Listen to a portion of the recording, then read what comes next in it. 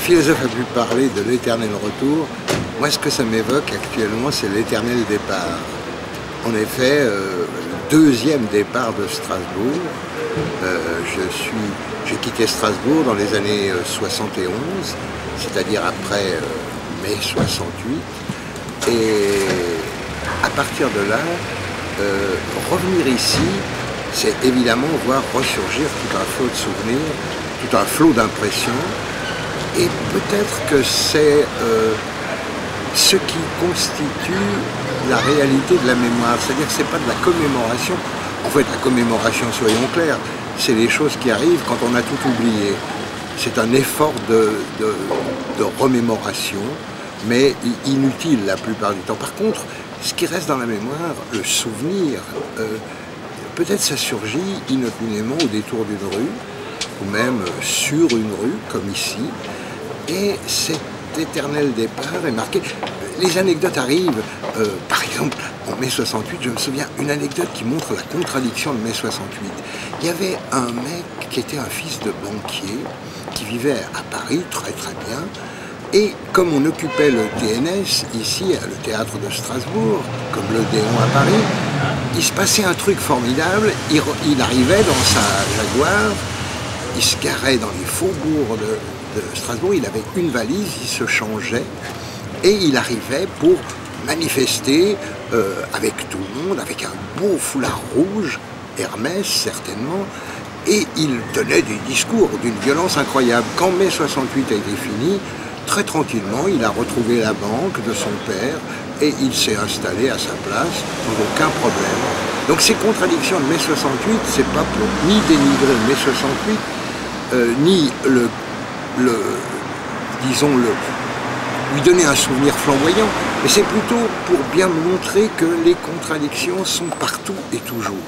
Et que ces contradictions partout et toujours, finalement, marquent la dialectique. Et que le théâtre que j'essaie toujours de faire est basé sur l'aspect dialectique, sur l'aspect des contradictions. Ce qui ne va pas sans amener constamment de l'ironie. L'ironie, c'est la figure canonique du théâtre. L'ironie, c'est la déconstruction, ça peut prendre des formes très diverses, mais c'est toujours un regard autre sur nous, sur notre monde, sur nos activités et sur nos pensées. Oui, d'autres souvenirs peut-être. Un ouvrier me disait les étudiants veulent détruire la culture bourgeoise. Or, la culture bourgeoise, s'ils y réfléchissent bien, c'est une plus-value qu'on leur a accordée. On leur a accordé une plus-value intellectuelle, une plus-value de savoir, parce qu'on a pris en charge le travail manuel. Eh bien, la culture, pour nous, contrairement aux étudiants, aujourd'hui, on aimerait qu'on nous la donne et pas qu'on la détruise. C'est à nous de voir ce qu'on en fera et c'est à nous de voir ce qu'on détruira et ce qu'on conservera. Et je trouve que cette vision, hautement dialectique aussi, elle est utile pour bien comprendre les contradictions toujours de ce fameux mai 68.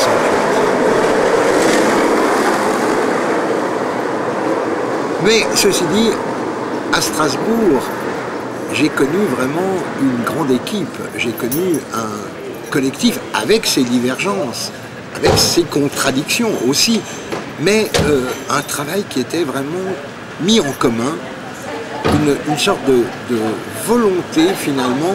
C'était peut-être les derniers balbutiements de ce qu'on a appelé le théâtre de la libération, c'est-à-dire Jean Vilar, le théâtre populaire, le théâtre où on croyait qu'on pouvait apporter par le théâtre des visions nouvelles, des éclairements nouveaux sur le monde.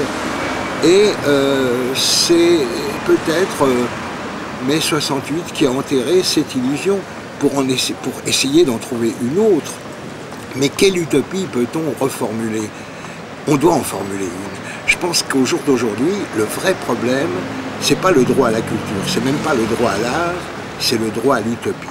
On devrait avoir des subventions fédérales, nationales, selon les États, pour défendre la pensée utopique. Peut-être est-elle anarchisante, mais après tout, pourquoi pas, à condition que l'anarchie soit sociale. Si c'est une anarchie individuelle, on retrouve le cadre de l'individualisme libéral. C'est pas une solution. La solution, c'est donner le pouvoir à ceux qui n'en veulent pas. C'est l'anarcratie. C'est cette idée fondamentale que les gens ne veulent pas de pouvoir et qu'on veut leur donner du pouvoir. Ainsi, par exemple, la revendication féminine, c'est pas donnons du pouvoir aux femmes, c'est faisons en sorte que les femmes n'aient pas de pouvoir, certes, mais que les hommes non plus n'en aient pas. C'est-à-dire que l'ennemi social, par définition, c'est le pouvoir. Et ça, moi, je l'ai bien appris à Strasbourg, doublement, par notre utopie, et en même temps par le fait qu'on a été confronté, et je l'ai été aussi, aux volontés des pouvoirs, aux volontés du pouvoir, et que ça a peut-être provoqué mon départ de Strasbourg. Ce qui fait que c'est avec beaucoup de plaisir que je repars cette fois, parce que cette fois j'ai compris qu'il y avait encore des gens qui luttaient pour que le pouvoir soit aboli et qu'on invente une autre forme de rapports sociaux. Donc je quitte finalement très heureusement ce Strasbourg pour la deuxième fois. Et comme je vais aller dans un endroit où il est interdit de fumer, je ménage soigneusement mes possibilités pour l'avenir de fumer.